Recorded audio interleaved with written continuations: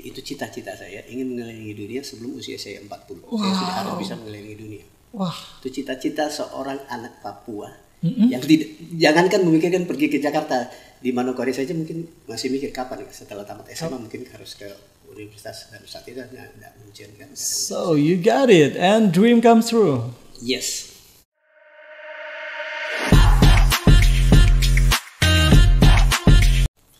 Halo sahabat podcast RRI, selamat datang di podcast RRI edisi spesial hari ini. Tempat kita berbagi inspirasi, pengalaman, dan juga cerita-cerita luar biasa dari mereka yang telah menempuh perjalanan tak biasa.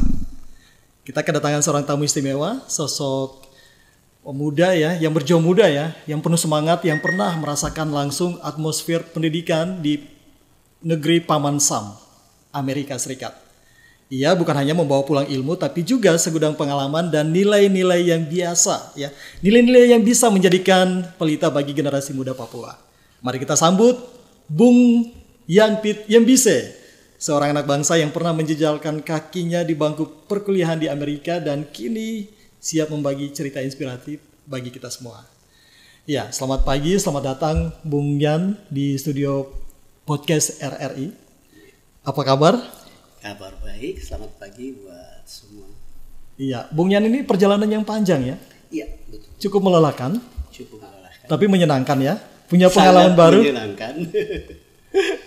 Oke, ini pernah mengikuti program Overseas Fellowship Program ya? Betul. Dan juga pernah studi di Amerika Serikat di salah satu kampus terbaik ya, New Mexico State University. So mungkin bisa berbagi kisah, berbagi cerita, berbagi pengalaman ya waktu Bung Yan ke Amerika gitu ya.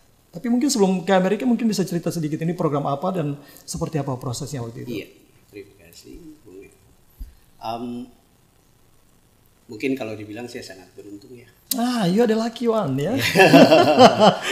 Jadi Okay. tahun 1984 tepatnya itu ada program dari Pak Habibie, saat itu beliau adalah Menteri Riset dan Teknologi, Oke. sekaligus merupakan Kepala Badan Pengkajian dan Penerapan Teknologi di Jakarta, mempunyai program khusus untuk mahasiswa seluruh Indonesia untuk mendapatkan kesempatan belajar ke luar negeri di beberapa negara, terutama di Jepang, Belanda, Oke. Jerman, Inggris, Amerika, dan Australia.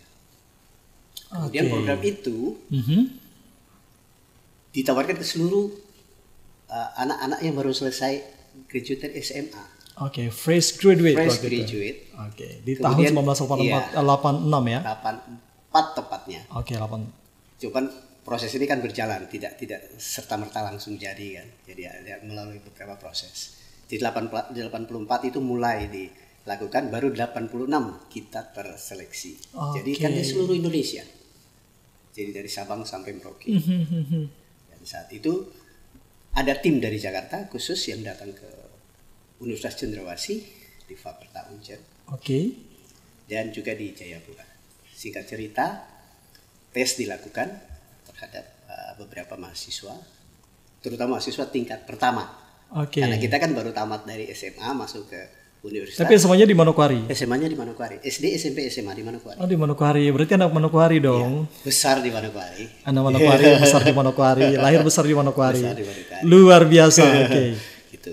Setelah tes dari 30 orang hanya 3 yang lolos, 2 dari Jayapura, 1 dari Manokwari. Oke. Alumni SMA mana? SMA Negeri 415 yang sekarang menjadi SMA Negeri 1. Ada alumni di sini? Oke. Luar biasa, ini salah satu alumni SMA Negeri 1 Manokwari. Oke, lanjut. Iya, setelah mendapatkan tes itu luar biasa ya tesnya. Jadi kita tes 1 hari penuh, mencakup semua fisika, kimia, matematik, aptitude test, segala macam tes dilakukan. Wah, ini betul-betul selektif banget ini ya. Dari 30 orang setelah diseleksi, 3 orang yang lolos, 1 dari Manokwari, 2 dari Jayapura. Berarti yang dari Manokwari adalah Bung Yan. Iya. Oh, one and only. But And you are the person one. yes. You are the lucky man. You are the lucky Yes, person. am Wow. I? Oke, apa sih? Kemudian? Setelah itu pindah ke karena sudah lolos. Oke. Jadi kita itu karena ini namanya fellowship program, segala sesuatu sejak kita melakukan tes sampai selesai pendidikan semua dibiayai oleh negara. Nah, full scholarship. Full scholarship. Nah, karena ya betul ya, memang seleksinya juga tidak main-main ya. Pada saat itu seleksinya begitu ketat ya, disaring. Ketat. Jadi sebenarnya sudah dilakukan saringan 2 kali. Yang makanya tadi dimulai 84 kan, baru 86 bisa terjaring gitu. Karena seleksi pertama tidak ada yang lolos. Begitu terus ya. Akhirnya dibuka lagi seleksi kedua. Oke. Karena yang lolos itu ternyata tidak mencapai kriteria yang sudah diberikan. Oke. Kita masuk pada kriteria. Oke. Nah, by the way ini apa sih motivasi, apa yang mendorong, yang memotivasi Bung Yan untuk ikut seleksi beasiswa itu, kemudian yang memotivasinya untuk punya mimpi besar bisa goal ke Amerika gitu, gimana Jadi saya sih? sebenarnya dari masih sekolah dulu SD, SMP kan, itu sudah termotivasi untuk mengelilingi dunia sebelum usia saya 40. Jadi itu cita-cita saya, ingin mengelilingi dunia sebelum usia saya 40. Saya sudah harus bisa mengelilingi dunia. Wah. Itu cita-cita seorang anak Papua yang tidak, jangankan memikirkan pergi ke Jakarta, di Manokwari saja mungkin masih mikir kapan ya, setelah tamat SMA mungkin harus ke Universitas Darussalam itu tidak mungkin kan. So you got it and dream come true. Yes. Luar biasa. Jadi dulu saya punya cita ingin menjadi seorang pilot. Karena dengan pilot you bisa Aduh, Bung Yan ini punya cita-cita banyak sekali. Tapi ternyata itu terpenuhi melalui ini. Karena dengan program ini saya bisa sekolah ke luar negeri dan otomatis kan saya bisa travel. Bisa keliling. Sebenarnya simpel aja ya. Asia saya sudah keliling. Di negara-negara Asia umum saya sudah keliling, seperti di India, di Cina, di Jepang. Pokoknya banyak lah ya. Semua saya Southeast Asia. Southeast Asia. Oke.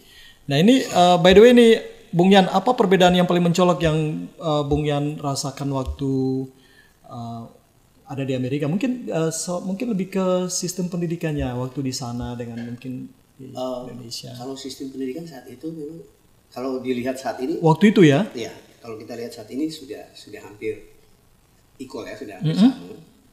Baik dari cara mengajar maupun materinya. Tapi kalau saat itu memang kita jauh ketinggalan. Kalau kita pikirkan dibanding dengan negara yang mereka negara maju ya. Iya. Jadi sistem pendidikan memang saat itu ketika sampai di sana terasa bahwa sangat jauh berbeda. Itu udah pasti itu. Sangat jauh berbeda. Budayanya sangat berbeda. Ya, untungnya kita waktu datang pertama kali di sana kan sudah ada cross culture. Oke. Jadi ada orientasi. Sempat juga rasakan yang namanya shock culture. Oh ya. 3 bulan pertama memang luar biasa. Jadi apa itu istilahnya homesick gitu homesick. ya? Teringat kembali ke homesick. Jadi rasanya pengen cepat-cepat balik gitu. Oke. Kebayang 5 tahun ke depan itu mesti tinggal di negara yang kita sama sekali culture-nya pasti berbeda. pikir ini ada ikan bakar ke tidak, dapat tidak ke tidak. Cari nasi susah. Makanya kan cuma kentang sama roti. Makanya sop makan nasi. Bukan ya? Nasi tidak salah. Jadi itu hal yang luar biasa saat ini. Okay. Tapi ya alhamdulillah itu bisa terlewati dengan baik. Wow, oke. Jadi kita sempat mendapatkan cross culture itu 3 bulan stay dengan orang bule. Jadi 3 bulan itu ditempatkan di keluarga-keluarga Amerika. Dari situ kita belajar. Oke. Kalau pada saat itu mungkin waktu shock culture itu lebih kemana ya? Mungkin bawahnya mungkin kalau misalnya ya kalau saya shock culture mungkin saya duduk sendiri di pojok berhaduh menangis, saya ingat sama mama gitu. Kalau Bung Yan bagaimana shock culture? Ada rasa excited ya. Oh gitu. Sangat senang karena kok saya yang dulunya cuman seorang anak Papua yang tidak pernah punya bayangan satu saat saya akan pikiran saat itu mungkin bisa sampai ke Jakarta. Tapi tidak terbayangkan bisa jauh lebih jauh dari Jakarta kan. Langsung ya? Langsung sampai tembus benua lain begitu ya? Ada di dunia lain maksudnya. Benua kan. Jadi, Overseas Fellowship Program kan. Ya, sesuai judul ya. Iya. Jadi Nah, kemudian benua.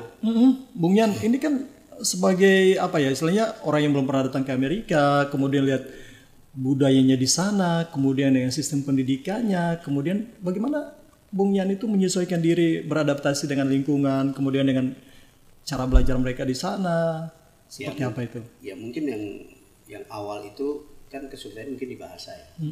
Bahasa, tapi kalau soal culture Karena mungkin kita dulu sudah banyak juga nonton film-film Oke. Amerika. Film action begitu. Ya, jadi kan sudah lihat kondisinya kira-kira kayak begini. Ada gambaran lah ya? Iya, ada gambaran begitu, Oke. sampai di sana lihat realnya ternyata seperti ini. Oke.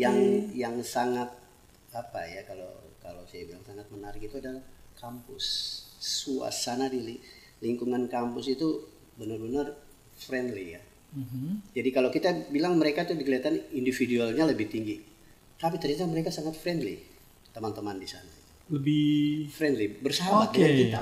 Oke. Jadi mereka yang menyapa kita. Kalau mereka tahu kita orang asing, jadi mereka menyapa kita dulu. How are you? What's your name? Where are you from? Ini lebih tepatnya di negara mana waktu itu Bung Yanti? Negara bagian.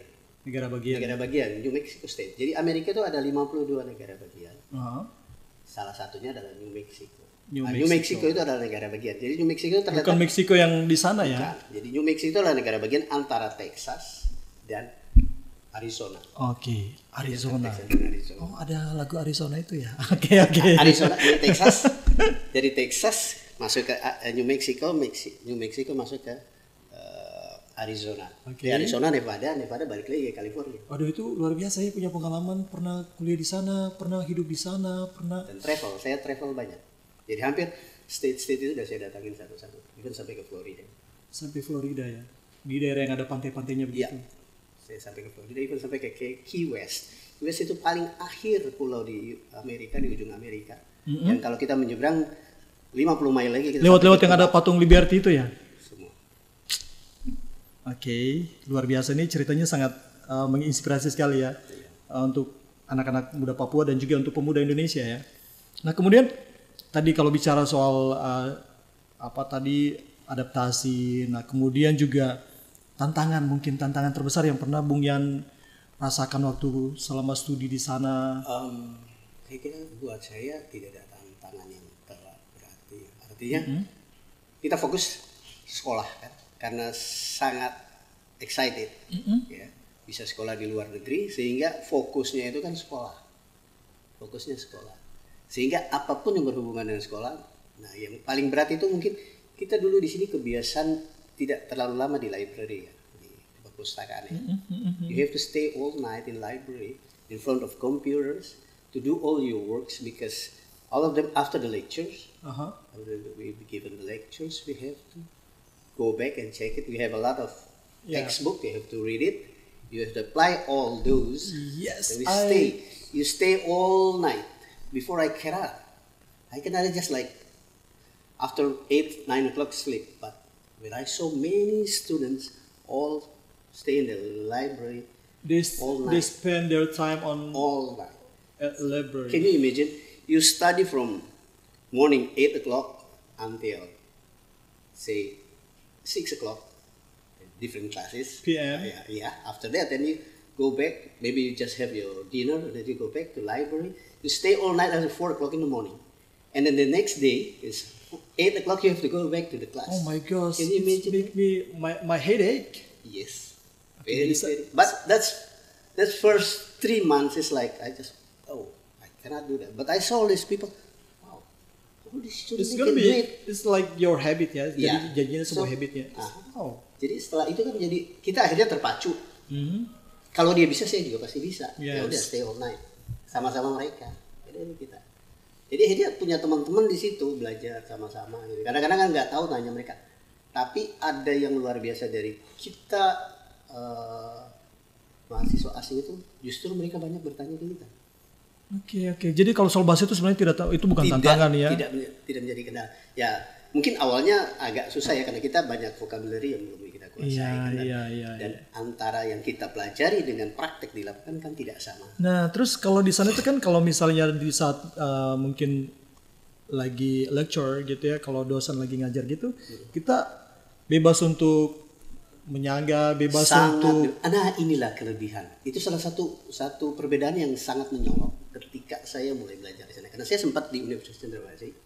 Jadi bagaimana di sini kita sangat patuh, dan katakanlah dosen itu killer ya. Kita nggak bisa nanya. Kadang-kadang kita dihantam balik kan. Kalau di sana kita dikasih kesempatan untuk menjawab apa saja. Walaupun jawaban pertanyaannya seperti ini, kita jawabnya ke sini. Oke. Tetap diterima, benar katanya. Dia tidak bisa langsung dia Tidak. kayak macam bilang gini, itu kok Itu salah. Tidak ya. Tidak. Dia begitu apresiasi dan begitu menghargai ya. Dia menghargai. Terus dia tanya ada lagi nggak yang lain yang punya pendapat. Sudah itu baru dia, kalau misalnya kita salah, dia tidak bilang kita salah. You are very good. That's a good answer. Yeah. But it's good if you edit this and that, and dia kembangkan sesuai dengan apa yang sebenarnya seharusnya. Akhirnya kan kita berpikir, oh iya tadi saya kesini, tapi ternyata jawaban yang benar adalah seperti ini. Jadi kita termotivasi dan tidak merasa ada gap antara dosen dengan bebas ya, kita bebas. mau menyampaikan kita punya pendapat, argumen ataupun mungkin menyanggah atau apapun bebas ya di sana. sangat. No doubt. Maka disitulah semua berlomba-lomba untuk mengungkapkan pendapatnya.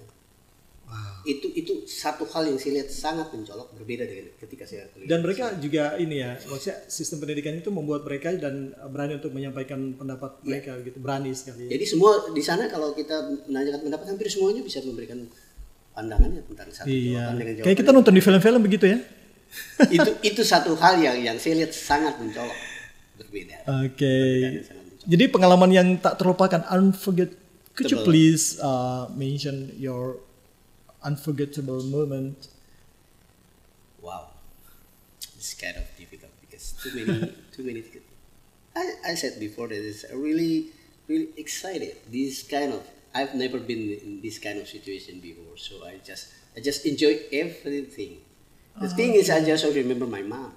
That's it. That's her. I didn't think about another thing.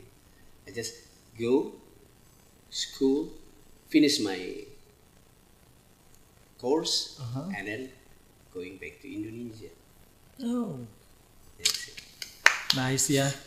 Kalau kehidupan sosialnya, kemudian interaksinya dengan teman-teman di sana, pasti punya temannya banyak di sana ya. You have a lot of friends from overseas. Yes, we have what they call foreign student affair. Jadi we have a special kita ada semacam organisasi di sana ya. Jadi kita yang anak-anak orang-orang asing ini kan punya tempat juga. Jadi kita biasanya kumpul. Tapi itu di bawah universitas ya. Oke. Jadi kalau semacam UKM gitu ya. Iya, foreign affair. Kita datang aja ke sana. Nanti ada masalah kita, ada apa kita bisa bicara dengan mereka. Misalnya kita mau ambil, kita punya keluarga dari Indonesia, diajak misalnya sudah berkeluarga mau bawa istri ke sana, bawa anak. Nah kita kan datang ke sana, nanti mereka yang ngurusin segala sesuatu. Tapi waktu itu masih bujang ya? Masih bujang, terus nikah, jadi istri saya ikut ke sana. Oh, istri ikut juga ke Amerika waktu itu. Oke. Nah, kalau melihat kondisi saat ini nih, Bung Yan, kalau sekarang pemerintah itu banyak sekali memberikan tawaran-tawaran beasiswa nih. Kalau di Indonesia kita pasti tahu ada beberapa beasiswa besar yang ditawarkan untuk mahasiswa, baik itu untuk putra-putri Papua sendiri, kemudian juga untuk Indonesia.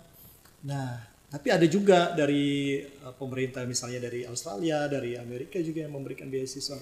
Nah, ini apa pesan untuk anak-anak muda kita, untuk anak-anak muda ya, generasi muda Papua dan juga Indonesia pada umumnya, untuk mereka bisa melihat peluang-peluang itu dan bisa meraih mimpi mereka? Seperti apa? Jadi saya pikir setiap individu ya, setiap orang, setiap anak pasti punya impian untuk meraih cita-cita. Dan salah satu yang dulu menjadi motivasi saya untuk bisa sekolah ke luar negeri tadi adalah bisa keliling dunia. Nah, ternyata saya yakin setiap individu juga punya keinginan untuk itu. Dengan terbukanya kesempatan yang sangat besar sekarang dibanding saat kita dulu ya, itu sangat kecil kemungkinan untuk sekolah di luar negeri. Betul. Tapi sekarang terbuka luas. Sangat. Ya. Dan untuk kita yang dari Papua kan mungkin kalau kita lihat ukuran pendidikan, banyak orang yang tidak berharap bahwa dari Papua itu bisa lolos, tapi ternyata orang Papua itu pintar-pintar, anak-anak Papua itu pintar-pintar. Dan saya lihat sekarang banyak adik-adik saya yang sudah mulai bisa juga sekolah di luar negeri.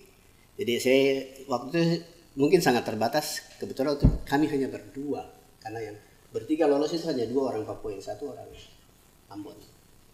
Jadi anak Papua itu sangat terbatas. Tapi sekarang kesempatan ini kan terbuka untuk semua. Dan saya lihat banyak anak-anak Papua. Jadi jangan sebagai orang Papua terus merasa, wah saya tidak bisa. Kita mampu.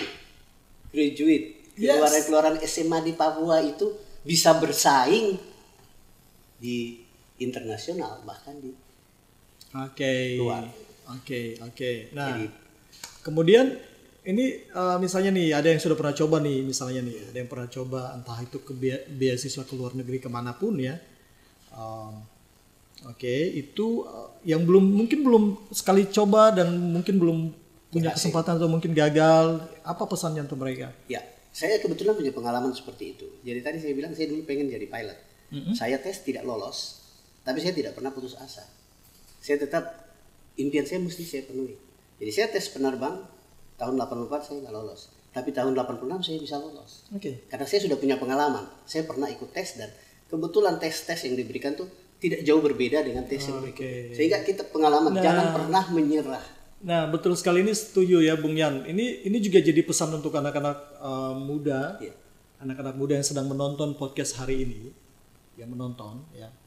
Ini juga bagaimana pesan juga untuk mereka, bagaimana untuk mempersiapkan diri mereka untuk bisa masuk dalam Iya. tahap. Jadi itu biasanya kan kembali ke kita ya. Oke. Kalau memang kita yakin bahwa kita bisa. You can do it. Yes, itu saja. Itu sesuatu yang motivasi dari dalam. If they can do it, you can do it. Ya. Itu harus kita lihat. Kalau dia bisa lakukan, saya pasti juga bisa lakukan itu. Bung Yan bisa, artinya bahwa saya bisa dan semua yang nonton Semua ini yang juga pasti nonton bisa juga. ya. Iya, itu dan itu yang terjadi. Karena saya begitu tidak lolos tes penerbang, saya coba lagi yang berikut dan ternyata saya bisa lolos. Jadi berarti sudah ada pengalaman kan, tahu oh bisa, ternyata bisa gitu. Jadi jangan pernah menyerah, coba dan pasti saat kita akan lolos. Ada waktunya pasti ya. Pasti. Tinggal waktulah yang menjawab ya. Waktu kan mulai proses kan. Proses ini kan butuh waktu. Harus Betul. sabar. Tapi kalau kita bisa sabar, pasti lolos. Iya. Yakin bahwa you can do it, I can do it. Nah, Bung Yan waktu itu ngambil apa subjeknya apa waktu itu? Teknik elektro. Teknik elektro. Jadi saya itu tukar subjek. Saya dulu di sini Universitas Cendrawasih kan Fakultas Pertanian itu jurusan kehutanan. Oke. Tapi memang saya dari awal sudah punya cita-cita ingin teknik elektro. Oke. Jadi waktu saya diterima, saya mintanya ke sana. teknik Oke, setelah kembali ya, setelah belajar elektro di Amerika yang begitu luar biasa, nah kembali ke Indonesia dan aplikasinya seperti apa? Ya, inilah Indonesia. Background kita seperti ini, pendidikan kita seperti ini, tapi begitu kita masuk dan bekerja di pemerintah, maka biasanya dia tidak seperti yang kita Ilmunya inginkan. kepake enggak? Yang kepake justru bahasa Inggris ya. Oh begitu. Jadi ilmunya itu hanya sedikit. Jadi kita lebih, ya namanya kita belajar jadi seorang sarjana kan, yang dipakai kan logika, cara berpikirnya kan. Jadi bukan ilmunya, tidak semata-mata karena ilmu. Berarti relate sama tempat kerjanya waktu itu? Saya kebetulan setelah kembali dari Jakarta, dari Amerika, itu saya ditempatkan di bidang administrasi. Jadi saya kerja di biro perencanaannya, Badan Pekerjaan dan Penerapan Teknologi, khusus di pengolahan data dan informasi. Jadi masih ada Ya masih nyambung-nyambung dikit lah ya. Iya, dengan komputer urusannya dengan komputer dengan data. Jadi masih ada hubungan. Cuman kita tidak ke hard worknya, jadi lebih ke softwarenya. Oke, lebih ke software ya. Oke, nah kemudian untuk mungkin melihat konteks Papua Barat sendiri, lihat ini pesan mungkin pada kesempatan ini juga apa yang harapan terbesar dan apa yang ingin disampaikan untuk generasi kita ya. Khusus yang bicara konteks Papua Barat, melihat peluang-peluang yang sudah ada, baik beasiswa yang saat ini banyak. Terus kan sayang kalau tidak dimanfaatin beasiswanya. Apa pesannya buat mereka? Saya sangat berharap kalau adik-adik kita ini punya semangat. Jadi jangan pernah menyerah. Kalau ada kesempatan, segera diambil. Bentuk-bentuknya seperti apa, kita harus berani mencoba. Jangan pernah menyerah. Oke. Karena kesempatan itu tidak datang 2 kali, hanya sekali. Tapi kalau misalnya kesempatan, saya yakin adik-adik kita sekarang ini luar biasa. Yes. Dan kalau kesempatan itu sudah terbuka, lakukan, coba, tes. Tes di sini nggak bisa, tes di sana. Tes di sana nggak bisa. Karena sekarang banyak tawaran, baik dalam negeri maupun luar negeri. Oke. Jadi harus yakin. Betul. Yakin bahwa if you can do it, I can do it. Yes. Trust yourself and don't try to be someone else. Just To be yourself, yeah. self-confidence is very important. Yes. You are the star is you, the star was born is you. And I know, I heard many people from Papua Barat, students from here, also study in Jakarta. Also, some of them is go abroad. So it's good. Absolutely. It's good for us. This chances never come for the second time. So the first time, take it. Tuh guys ya, waktu itu tidak akan pernah datang untuk kedua kali. Jadi ketika ada kesempatan di depan mata, ambil. Oke, Kalau Bung. itu tidak bisa kita ambil, kita tunggu yang kedua, rebut lagi yang kedua. Selalu ada kesempatan kedua buat semua orang yang mau berusaha untuk mencoba dan untuk maju. Oke, terima kasih Bung Yan. Sampai jumpa di podcast berikutnya. Oke, Jangan pernah bosan untuk berbagi informasi. Tidak akan pernah. Saya selalu apa yang bisa saya berikan untuk daerah saya, terutama Manokwari. Masih di Manokwari kan? Masih di Manokwari. Siapapun yang mau sharing, mau ngobrol Silakan. soal pendidikan Iya, boleh iya. ya? Boleh soal pendidikan, mau lebih ke bahasa juga boleh. Di bawah sini. Jadi ada yang Oke. ingin berbincang-bincang bahasa Inggris, boleh silakan. Oke, Bung Yan, terima kasih banyak untuk waktunya. Sama-sama. Terima kasih untuk semuanya. Saya Patil Wadin Koibur. Sampai jumpa di podcast berikutnya.